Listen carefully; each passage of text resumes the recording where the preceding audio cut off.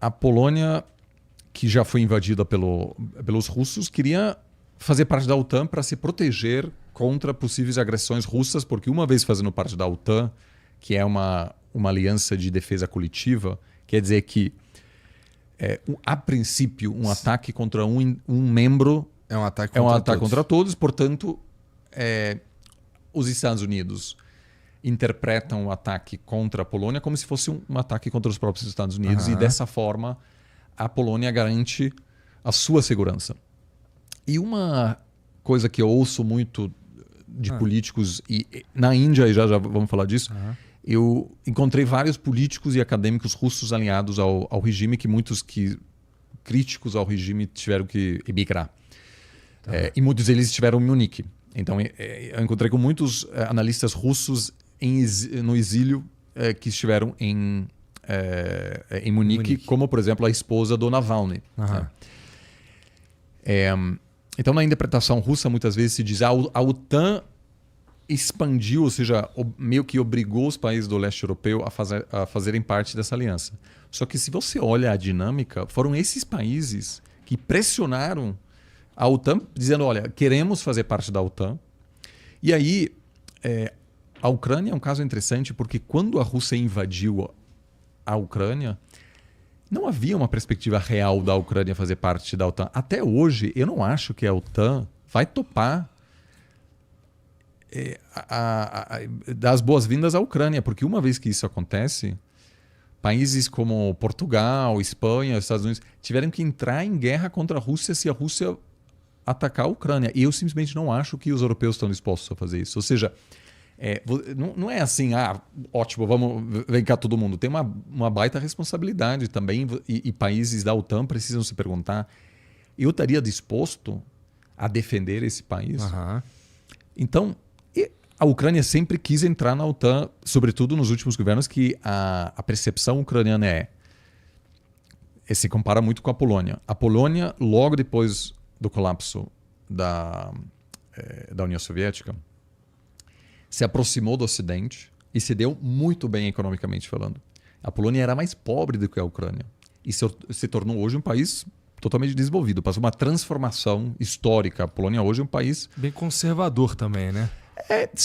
Socialmente, sim, mas muito anti-russo, em função da história. Né? Então, há um consenso na sociedade, inclusive o atual governo é muito pró-OTAN, porque quer ter uma forma de se proteger contra futuras agressões russas, e, de fato, alguma retórica de alguns políticos russos sugere que, uma vez que a Rússia chega na fronteira, a Polônia está ali.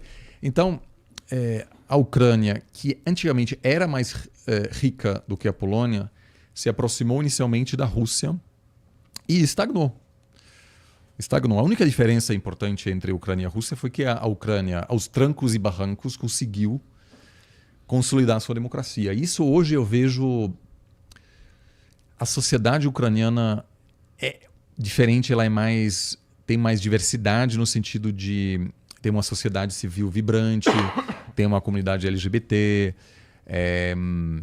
tem políticos muçulmanos, judeus, o Zelensky é judeu. Então, assim, tem muitos problemas também. E tem uma extrema-direita ucraniana, ou seja, mas que recebeu poucos votos na última vez, mas claramente aí está se consolidando aí uma identidade nacional própria que, obviamente, se fortaleceu muito quando a Rússia atacou a Ucrânia, porque nada mais consolida um sentimento de união do que um ataque por terceiros. Né? Então, assim, a Ucrânia hoje...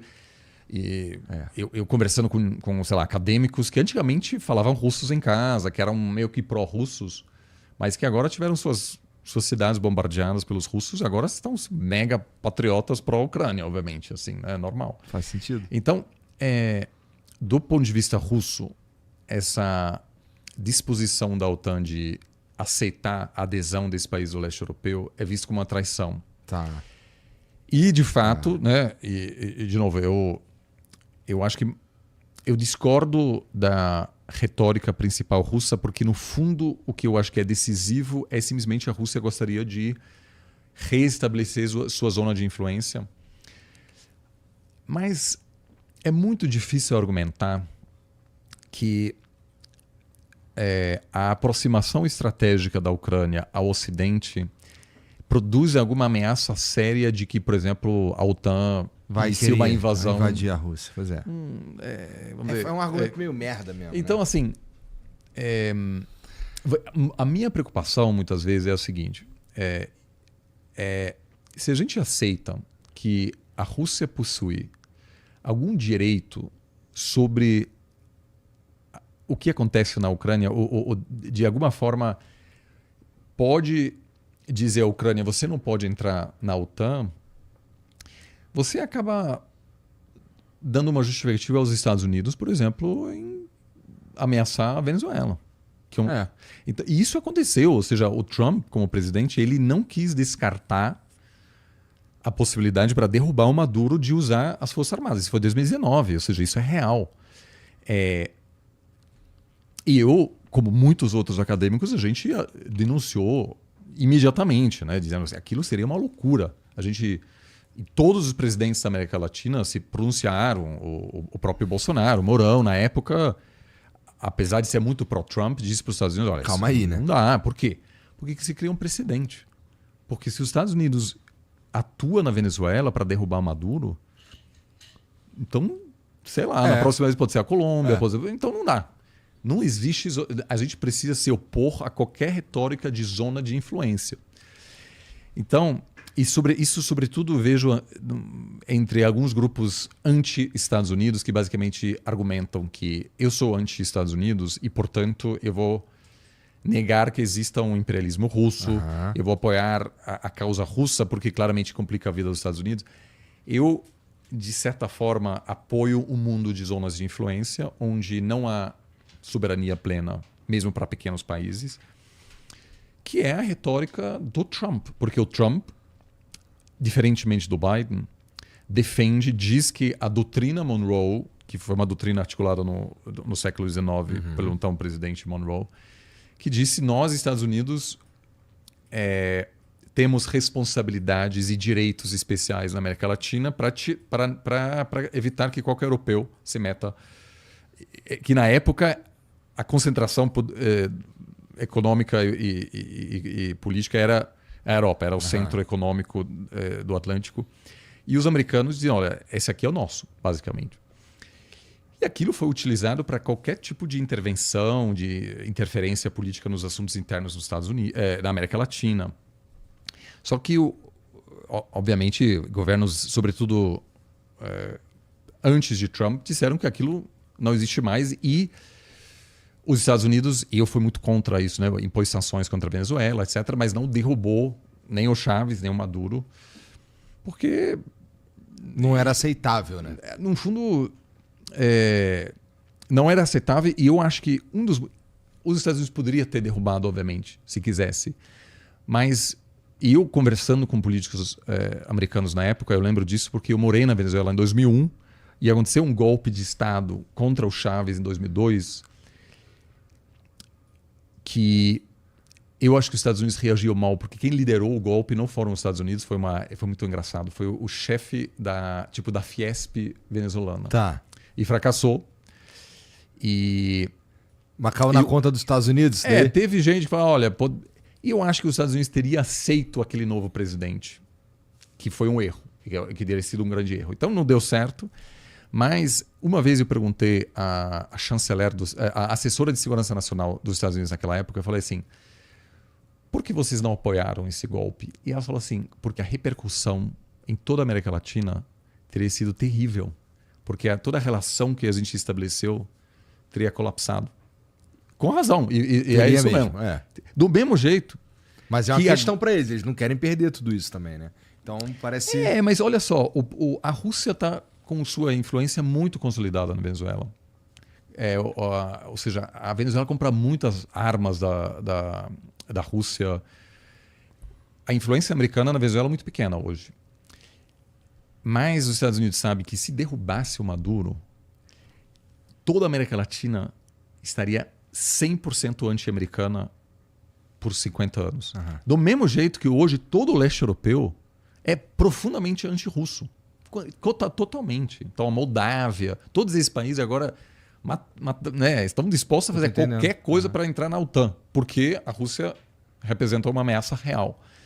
Então, eu acho que assim, os Estados Unidos poderia tentar derrubar o governo cubano, poderia, mas não, seria um péssimo negócio para os Estados Unidos, porque perderia qualquer credibilidade nas Américas, com razão. Então, eu acho que hoje é importante denunciar a agressão russa contra a Ucrânia, porque a gente também tem que denunciar qualquer ameaça americana contra qualquer país latino-americano. Né? Porque a regra do jogo hoje não é mais de grande potência que manda aqui no meu quintal. Não, o Brasil pode fazer o que quiser. O Brasil faz parte do BRICS. Isso não quer dizer que os Estados Unidos não tenham influência aqui, obviamente. Eles continuam têm o poder de ficar puto. Né? Não, que nem quando o Brasil quis negociar com a China numa moeda que não era dólar. Mas vai fazer. Vai fazer. E não o que fazer. Os Estados Unidos... Pode ficar puto lá, é isso. Faz parte, assim. Há sempre tentativas de influenciar. Por exemplo, em 2022, o chefe do Pentágono, o chefe da CIA e o assessor de segurança nacional dos Estados Unidos estiveram no Brasil para pressionar uma parte das Forças Armadas brasileiras a aceitarem o resultado eleitoral. Eu publiquei um artigo sobre isso recentemente. Então, assim, você pode ver, foi interferência? Certamente houve uma tentativa americana de garantir que as Forças Armadas respeitassem o resultado, porque os Estados Unidos se preocupavam naquele momento com uma ruptura democrática no Brasil, que poderia causar uma situação meio caótica na América Latina e produzir, aliás, indiretamente, uma onda de aumentar ainda mais o número de imigrantes latino-americanos para os Estados Unidos. E foi por isso que o Biden tirou as sanções econômicas contra a Venezuela, não porque ele acha que o Maduro é um democrata, porque antes das eleições, ele quer convencer o máximo de venezuelanos a ficarem na Venezuela. Porque a chegada de latino-americanos à fronteira é o grande drama dele que pode afetar a taxa de aprovação. Então, assim, essa conferência em Munique foi muito sobre o futuro da Europa, como a Europa consegue se transformar pode desenvolver a capacidade militar de não depender mais dos Estados Unidos, de ter a capacidade militar de conseguir se defender contra os russos, que podem ganhar a guerra na Ucrânia. Eu tenho uma viagem planejada para Kiev em junho e eu, obviamente, estou olhando assim, estão caindo mísseis né? todo dia. E o que tem O que tu vai fazer lá, cara? Cara, a gente precisa falar com todo mundo, a gente precisa ter conversas com os principais atores e a Ucrânia hoje é um país que, ou seja, desfecho desse conflito terá amplas consequências geopolíticas. Então eu preciso estar lá, eu preciso ter os mesmos contatos que eu desenvolvi ao longo de muitos anos na Rússia. Entendi. Né?